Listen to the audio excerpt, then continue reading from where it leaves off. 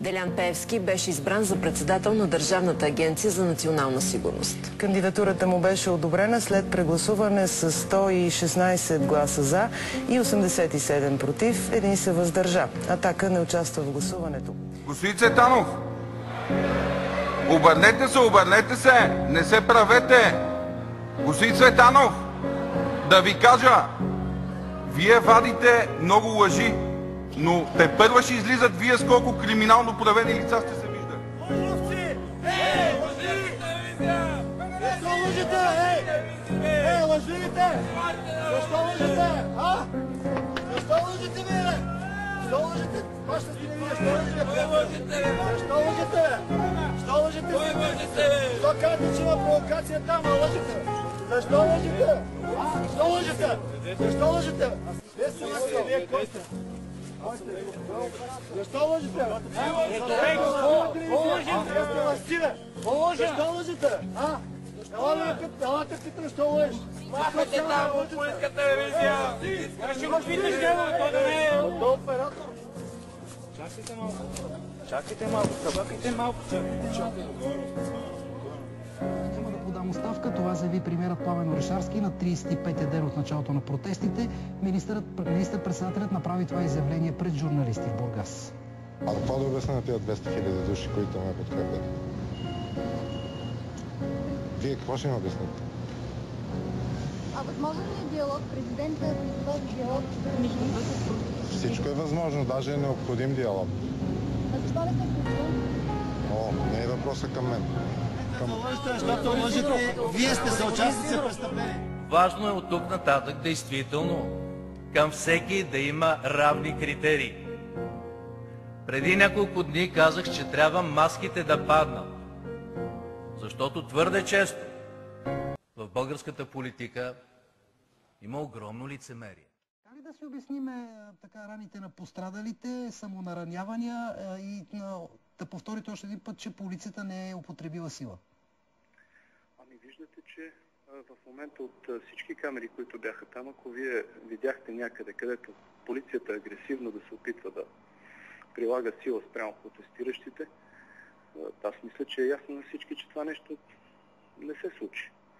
Напротив, имаше хора, които целенасочено целяха сблъсък с полицията и разбира се, при тези опити в момента дори само допир с снаряжението на полицаите може да предизвика нараняване. Но видяхте, че и характера на нараняването на всички, които са леки, както от протестиращите, така и от полицията.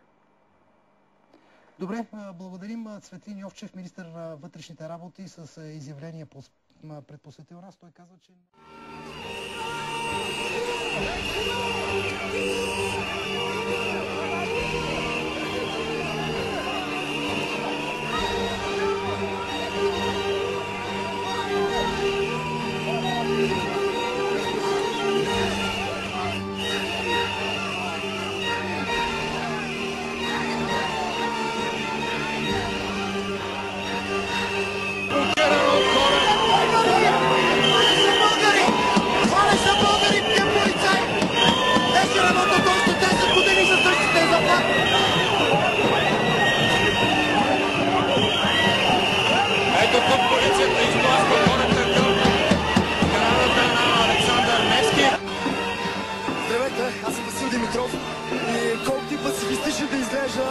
Има поне 10 човека от полицаите, които не спазват по никакъв начин нормите на пацифистичен протест.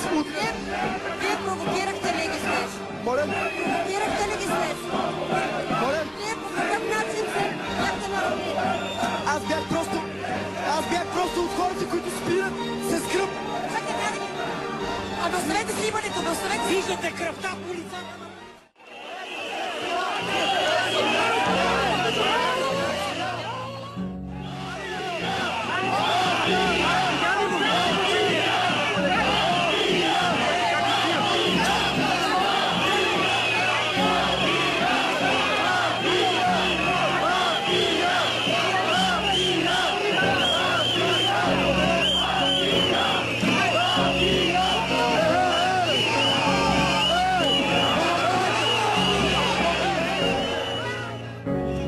Полицията ми се случи.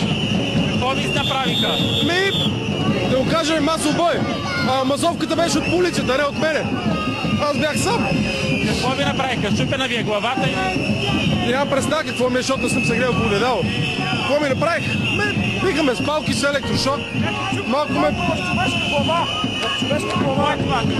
Щупена палка полицейска в човешка глава. Ето, това е българската полиция. Ето. Това е гражданска война! Това бият народ!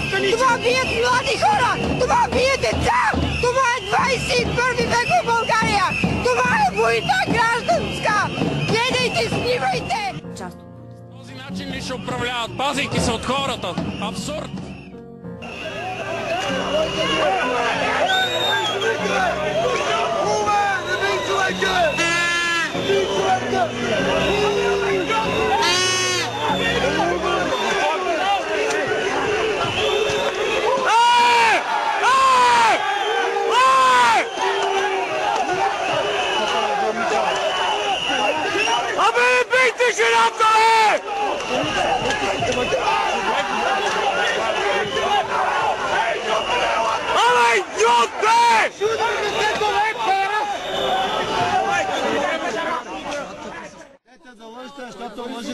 Вие сте съучастници в престъпление. Важно е от тук нататък действително към всеки да има равни критерии. Преди няколко дни казах, че трябва маските да паднат, защото твърде често в българската политика има огромно лицемерие. And thanks to all of you who are here at the end of this day. It was very exciting. I think it was very fruitful in our debates, in the panels, and mainly in the declaration, which was discussed for many weeks in the presidency and the parties, and we're now having a very important element of our future politics in the next months and almost 2 years.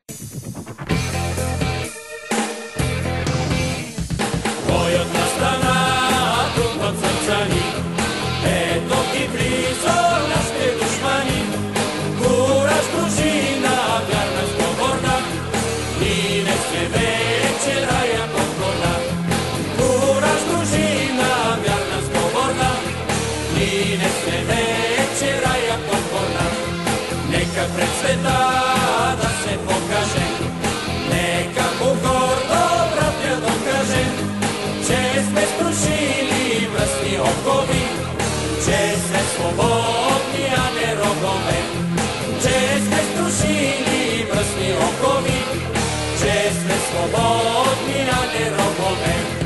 Дружно, братя българи, боя да вървим, дружно, братя българи, врага победи.